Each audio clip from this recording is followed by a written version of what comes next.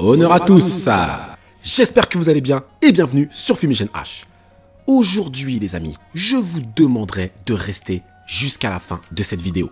Car pour les fans de Dragon Ball Broken Horizon, j'ai une petite surprise pour vous. Je vous en dis pas plus. Sinon, il est temps de répondre à vos questions.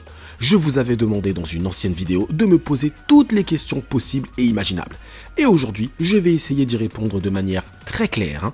Je vous informe également que durant cette vidéo, je me permettrai de vous faire défiler des images d'un dessinateur très talentueux.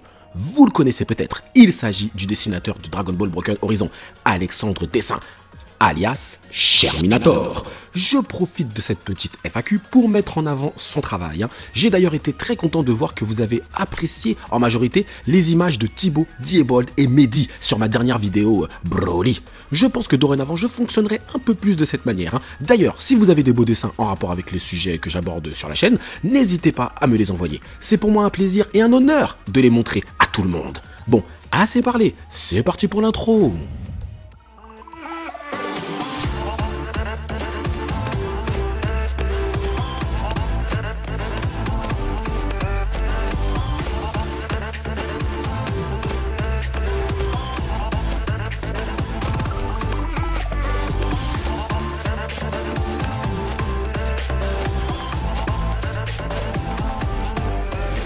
Bon, la première question a été posée par Sabrina Lala. Elle me dit « Salut Fumigène H, je suis abonné à ta chaîne depuis le début. J'adore ce que tu fais et j'espère que tu iras loin. Voilà ma question. Est-ce que tu penses qu'il y aura une nouvelle série Dragon Ball Super et quel youtubeur tu suis ?» Eh bien déjà, merci pour ton soutien Sabrina Lala. Et pour répondre à ta question, oui, il y aura une suite Dragon Ball Super. C'est pas encore confirmé par la Toei, mais toutes les infos pointent vers une suite, c'est évident. Après, faut bien te dire que Dragon Ball, c'est ultra rentable. C'est la licence la plus rentable de la Toei Animation, donc il est évident qu'ils pousseront le scénario jusqu'au bout. Je peux même te dire une chose, tant que Dragon Ball sera rentable, tu auras des séries, des films, etc. C'est vraiment pas prêt de s'arrêter. C'est du business pur et simple. Quand tu vois par exemple que la forme Migarte no Gokui de Sangoku, la forme maîtrisée avec les cheveux blancs, a été spoilée une semaine avant sa sortie, quand tu vois que les épisodes Dragon Ball Super sont spoilés une semaine avant leur sortie, quand tu vois que le film Broly a carrément été résumé un mois ou même 2 mois avant sa sortie, tu comprends vite qu'en fait, ils ont fait passer le plaisir des fans au second plan. La priorité, c'est de vendre des figurines, des posters, des produits dérivés. C'est clair, net et précis. Dragon Ball, maintenant, c'est devenu une licence, clairement et simplement. Je ne connais pas beaucoup d'animes qui fonctionnent comme ça, car si tu regardes bien, tout est spoilé dans Dragon Ball maintenant, on n'a plus aucune surprise.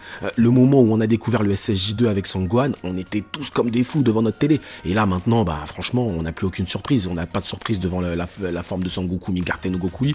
On n'a pas de surprise devant le SSJ Blue non plus. Enfin voilà, les surprises sont terminées dans Dragon Ball. Ça, il faut mettre une croix dessus, c'est clair et net.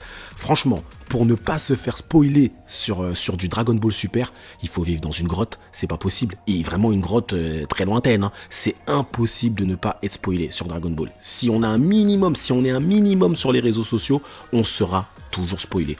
Donc c'est comme ça, c'est la période qui veut ça, on est en 2019, maintenant c'est comme ça, faut accepter, c'est tout. Et merci pour tes questions. Bon, la deuxième question vient de Rio Saiba 64, il me l'a posée sur Insta celle-là. Alors, il me dit, quel manga seinen tu as lu en premier et ton avis là-dessus, et ton avis sur Senseiya plus Lost Canvas. Ok, alors, écoute, pour répondre à ta première question, le premier manga seinen que j'ai lu, eh bien je dirais que c'est Free Fight, un seinen sportif on va dire. Les plus anciens doivent s'en souvenir, clairement, à mon avis ils connaissent.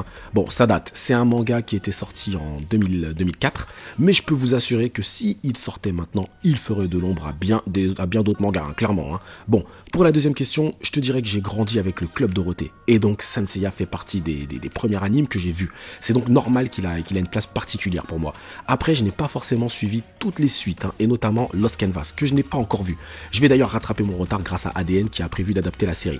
J'ai vu Senseiya Omega, bon Senseiya la version classique évidemment, je regarde actuellement Senseiya Santia Show là, donc je sais que ça doit piquer les oreilles de certains, mais je ne peux pas te donner mon avis sur Lost Canvas car je l'ai pas vu. Mais je vais rattraper mon retard très rapidement, ne t'inquiète pas. Bon en tout cas, merci à toi pour ta question, honneur à toi, et à bientôt. Bon, la troisième question est de Hades Jubakushin. Excuse-moi si j'ai mal dit ton pseudo. Il me demande, tu prends combien de temps environ pour une vidéo? Eh bien écoute, ça dépend, mais disons en moyenne, on va dire entre 3 et 4 heures. Après, dès que je pourrai, je changerai de logiciel et je pense gagner, on va dire 30 minutes. Hein. Mais voilà, en moyenne 3 ou 4 heures, mais je compte pas la partie recherche d'infos. Car avant de faire une vidéo, bien évidemment, il faut faire un minimum de recherche sur l'œuvre hein, pour pouvoir en parler de manière précise. Hein. Hades me demande également, sinon, selon toi, entre Naruto et Sangoku, qui est plus fort? Ok, alors franchement, cette question, je la trouve assez marrante. Et je vais essayer d'y répondre avec objectivité. Bon, tu en as un qui est capable de détruire une planète sans effort, c'est Sangoku. Tu en as un autre, Naruto, qui lui, on va dire qu'il peut détruire un pays, je pense, hein, en sachant que Sangoku a quand même une plus grosse expérience que Naruto. Il a combattu un peu plus longtemps, et surtout il est plus âgé actuellement. Et je parle pas de tous les combats qu'il a fait sur différentes planètes. Donc, si tu regardes ces deux éléments, ne serait-ce qu'en puissance de frappe, en puissance pure, Sangoku est largement devant. Désolé pour les fans de Naruto, mais il me semble que Sangoku est bien plus fort. Hein. Faut bien se dire que le niveau de puissance dans Dragon Ball, et même Dragon Ball Super, hein, ne trouve pas d'équivalent en manga anime, hein, c'est pas possible. En comics, c'est une autre chose, mais dans l'univers des mangas animes, il y a très peu de personnages qui rivalisent avec Sangoku. Peut-être Saitama dans One Punch Man, mais on ne connaît pas sa pleine puissance. Donc bon, pour moi, c'est évident que Sangoku, il explose Naruto sans effort, c'est clair et net. Hein. Bon, on passe à la quatrième question, qui a été posée par Spartan7809. Elle concerne le Fumi Fight que j'avais fait entre Rakudai Kishi no Cavalry et Asteric War. Alors, il me dit, est-ce que le résultat aurait été différent si tu avais fait ce VS au moment où Asteric War n'avait qu'une seule saison? Eh bien franchement, c'est une excellente question. En fait, Asteric War l'avait emporté sur le côté scénaristique, car malgré des similitudes évidentes, Asteric War avait au moins eu le mérite d'aller plus loin que Rakudai Kishi, et surtout, il nous avait proposé une suite intéressante, avec des petites intrigues hein, par-ci par-là. Maintenant, si je dois comparer uniquement la saison 1 des deux animes, eh bien je dois avouer que ça serait très certainement Rakudai qui l'aurait emporté.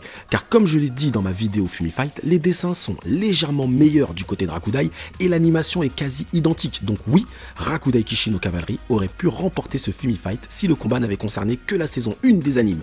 Franchement, honneur à toi Spartan de soulever ce point. Pour ceux qui n'ont pas vu cette vidéo, je vous la mettrai en lien dans la barre d'infos. C'est d'ailleurs le premier Fumi Fight que j'avais réalisé. N'hésitez pas à me proposer des idées de fight pour les prochaines fois, je les ferai avec plaisir. Bon, on passe à la prochaine. Snowball me demande pourquoi Fumigène H. Sincèrement, eh bien je ne peux pas répondre. C'est une histoire sombre les gars, et je ne peux pas répondre à cette question tout de suite. Il vaut mieux attendre que vous soyez prêts, car c'est vraiment un bail mais très sombre qu'il ne vaut mieux pas savoir. Hein. Promis, je vous le dirai un jour, mais là c'est trop tôt, je sais pas si vous êtes prêts. Fumigène H. C'est une histoire très sombre. Donc désolé Snowball, je ne pourrai pas répondre à ta question. Pas tout de suite en tout cas. J'y répondrai un jour, ne t'inquiète pas. Bon, on passe à la prochaine. Bon, Yashiro Sensei me demande pourquoi l'honneur est si important pour toi. Eh bien écoute, tout simplement parce que c'est une valeur qui se perd et je pense que sans honneur, on ne fait pas grand chose dans ce monde. Hein. C'est vraiment quelque chose pour moi de fondamental. Et quand vous arrivez, je vous donne un conseil, hein, quand vous arrivez dans une situation difficile, demandez-vous simplement quelle est la solution la plus honorable et vous trouverez la réponse. Donc voilà Yashiro, je suis à fond sur l'honneur, on va dire, tout simplement parce que c'est une valeur qui se perd dans le monde actuel. Voilà. On passe à la prochaine question. Eni me demande, moi j'aimerais savoir pour quelle raison tu as créé cette chaîne YouTube et si un jour tu comptes élargir les sujets. Force et honneur à toi. Eh bien écoute, force et honneur à toi, Eni. Et sincèrement, c'est uniquement pour échanger avec les gens. Tu sais, ça fait très longtemps que je lis des mangas et regarde des animes. Et franchement, il arrive un moment où tu as envie de partager ton avis et discuter avec d'autres fans comme toi. Je l'ai fait sous forme d'une chaîne YouTube, hein, car je t'avoue que j'aime bien faire les montages et les petites mises en scène que vous voyez sur mes vidéos. Bien évidemment, ça reste du travail d'amateur. Mais c'est un côté que j'apprécie fortement aussi, le montage des vidéos. Donc voilà, principalement pour échanger avec les gens, discuter, etc. Voilà. Ni plus ni moins. On passe à l'autre question, elle est posée par Ersen Delavida. Il me demande si tu seras au Paris Manga en février. Eh bien oui, j'y serai le dimanche 17 normalement, et je porterai très certainement un sweat Fumigène H. Donc tu ne pourras pas me rater mon gars, pour le coup là tout le monde me verra. N'hésite pas à venir me voir, hein, si toi aussi tu y vas, ça me ferait plaisir de discuter avec toi, pourquoi pas tiens. Donc voilà, on passe à l'autre question. Bon la question elle est posée par Sora Yuuki. Il me dit « Salut Fumigène, je suis nouveau sur ta chaîne et c'est grâce au review de Jojo Golden Wind que j'ai découvert ta chaîne. Avant de poser ma question, je voudrais préciser juste une erreur de traduction. La version sous-titrée en français de l'anime nomme le stand de Giorno Golden Wind, mais il l'appelle Gold Experience. Bah déjà merci pour ta précision, c'est très important, sincèrement, c'est bien. Et un personnage de l'arc 3, Stardust Crusader, va refaire son apparition et sera important dans cet arc. Voilà ma question. Comment définirais-tu un bon stand? Bon, déjà, Sora, merci pour le spoil, hein, j'ai envie de dire. Je sais que tu l'as pas fait exprès, donc t'inquiète pas, je t'en veux pas. D'ailleurs, avant de répondre, s'il vous plaît les gars, faites attention en zone commentaire à ne pas spoiler, car tout le monde n'a pas lu le manga, c'est mon cas, et dans la mesure où cette 5e saison est vraiment épique, j'aimerais vraiment découvrir les événements petit à petit, me poser 1 milliard de questions, faire des théories délirantes, hein. Donc je sais que ça doit vous démanger, mais retenez-vous s'il vous plaît. Je précise également que cette semaine on va faire du JoJo, hein. J'ai été agréablement surpris de toutes les réactions sur ma dernière review. Donc, vous voulez du JoJo? Tant mieux les gars, je vais vous en donner, hein. Alors, un bon stand, c'est quoi? Déjà pour ceux qui ne connaissent pas JoJo, j'ai envie de dire, qu'est-ce qu'un stand? Si je devais donner une définition, je dirais que c'est la matérialisation psychique d'un esprit, hein. Les premiers stands sont apparus dans la saison 3, Stardust Crusader. En fait, Hirohiko Araki, un ami à moi, vous le connaissez déjà, cherchait un moyen de représenter de manière physique les attaques énergétiques. Donc, si on part sur cette définition, je dirais qu'un bon stand doit respecter le souhait de Araki, à savoir représenter parfaitement le mental et donc la personnalité de son possesseur, et bien évidemment avoir un pouvoir énergétique, hein, c'est logique. Sur la saison 5, par exemple, un stand que j'ai apprécié, c'est Purple Haze, le stand de Fugo. C'est un stand qui est très impulsif et il est capable de frapper un peu partout. Et cette caractéristique fait clairement référence au tempérament impulsif de Fugo. Et c'est pour ça que j'ai aimé ce stand, hein. Alors après attention, ce n'est pas le meilleur, mais je pense qu'il illustre bien le souhait d'Araki. Voilà, Sora. J'espère avoir répondu à ta question de manière très précise. Allez, on passe à la prochaine. Sami me demande un résumé de Dragon Ball Broken Horizon. Ok, bon, bah je vais te faire un petit résumé à ma façon, mais disons que si tu veux des infos plus précises, je t'invite également à regarder ma vidéo sur le premier chapitre, et j'en ai même fait une sur le deuxième chapitre, hein. Je vais la mettre en barre d'infos également. Alors en fait, Dragon Ball Broken Horizon, c'est la suite de Dragon Ball Super, 15 ans après le tournoi du pouvoir. Dans cette histoire, on va s'intéresser à Bra, la fille de Vegeta, qui va contracter une maladie identique à celle que Goku avait contractée lors de l'arc Cyborg, mais en plus virulente, hein. Et malheureusement, cette nouvelle version est incurable, hein. Elle va donc faire son maximum pour aller retrouver les Dragon Ball dans l'univers 6, car celles de l'univers 7 sont scellées. En fait, une puissance très maléfique les convoite, et donc l'univers 7 n'a plus de Dragon Ball, hein. On va donc suivre les aventures de Bra dans sa quête au Dragon Ball. Voilà un résumé rapide, on va dire, de Dragon Ball Broken Horizon. Mais je t'invite fortement à aller voir cette vidéo qui résume, on va dire, de manière très complète toute l'histoire de Dragon Ball Broken Horizon. Et tu peux aussi te rendre sur la page Facebook où là tu retrouveras directement les chapitres et tu pourras les lire. Je te mettrai également le lien en barre d'infos. Alors une autre question de Snowball qui me demande est-ce que je vais faire des reviews sur Senseiya. Alors pour Santiago, je pense pas, mais pour Lost Canvas, pourquoi pas. Je ne l'ai jamais regardé, donc ça peut être intéressant de faire des reviews sur Lost Canvas. Tiens d'ailleurs, dites-moi en zone commentaire, même pour ceux qui l'ont déjà vu, s'ils veulent voir des reviews tout simplement sur Lost Canvas. Dites-le moi en zone commentaire, ça m'intéresse. On passe à l'autre question. Alors, NK Sensei me demande Fumigène H, tu as prévu de faire des lives? Eh bien oui, c'est prévu. Je t'avoue que je ne sais pas encore trop sur quel jeu ça va porter. Mais oui, je pense faire des lives dans lesquels je mettrai certains jeux.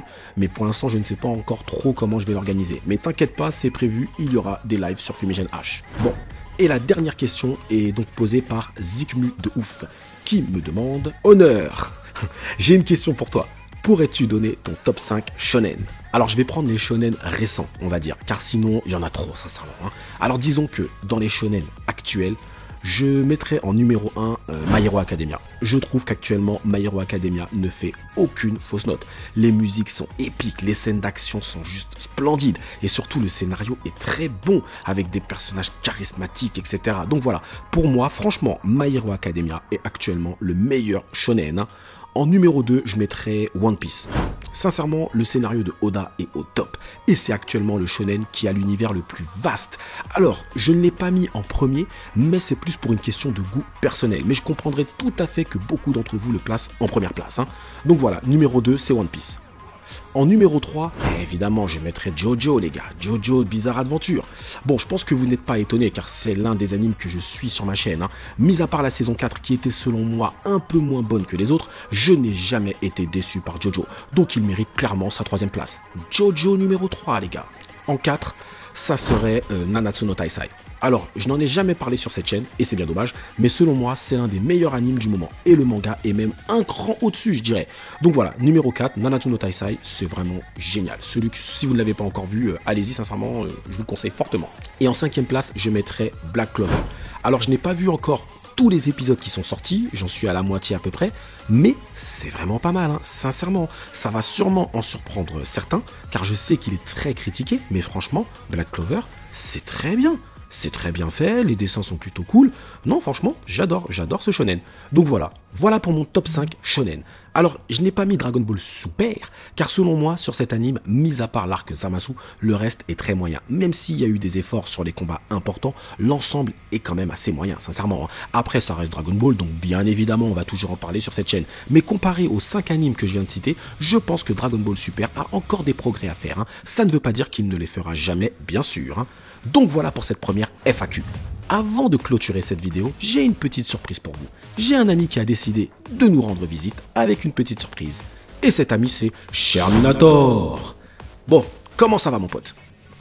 Bon, tu n'es pas venu les mains vides, j'espère, Non? C'est magnifique ça. Ah mais c'est très bien tout ça. Tu es donc venu avec des images en exclusivité du chapitre 3 de Dragon Ball Broken Horizon.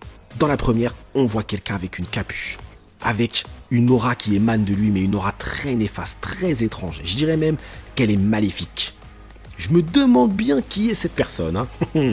Allez-y en zone commentaire, faites vos théories. Dites-moi à votre avis, c'est qui ce mec-là? Bon, dans la deuxième image, on voit Vegeta qui attrape Pan. Ouh là là là là, mais ça a l'air sérieux tout ça. Il va lui en coller une, c'est pas possible. Regardez bien l'expression du visage de Pan. On sent qu'elle sait qu'elle va s'en manger une. Qu'est-ce qui se passe, à votre avis? Allez-y, en zone commentaire, faites vos théories. Dites-moi à votre avis pourquoi Vegeta va cogner Pan. C'est pas possible ça. Alexandre, tu deviens fou. Et dans la dernière image, on voit le Broken Horizon qui est en train de foncer. Ah, bien évidemment, vous vous doutez qu'il fonce vers l'univers 6. On est tous d'accord. Mais à mon avis, si Alexandre nous a ramené cette image, c'est peut-être qu'il y a une petite subtilité. Ah là là. En tout cas, merci à toi d'avoir ramené ces 3 images. Je pense que les gens vont apprécier, ça va leur faire plaisir. Sinon, merci à vous d'avoir suivi cette vidéo jusqu'au bout. On se retrouve très prochainement pour d'autres vidéos. Cette semaine, il va y avoir du Jojo, les gars. Parce que l'épisode 15 de Jojo, c'est pas possible. C'était une tuerie. Donc attendez-vous à une review sur Jojo. En attendant, prenez soin de vous. Et surtout, que l'honneur soit avec vous.